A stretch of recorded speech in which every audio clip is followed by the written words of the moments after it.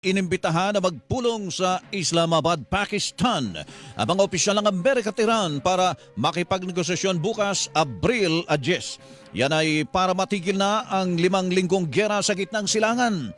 Parehong inaangkin ng Amerika at Iran ang tagumpay matapos ay anunsyo ang 2 linggong tigil putukan. Samantala, sinabi naman ng Iranian National Security Council na hindi ibig sabihin na tapos na ang giyera sa gitnang silangan matapos ang inanunsyong tigil putukan. Batay sa ulat ng Agence France Presse, wala pa ring tiwala ang Iran sa Amerika at tatanggapin lang ng Iran ang pangmatagalang tigil putukan kung makakamit ang mga kondisyon nila.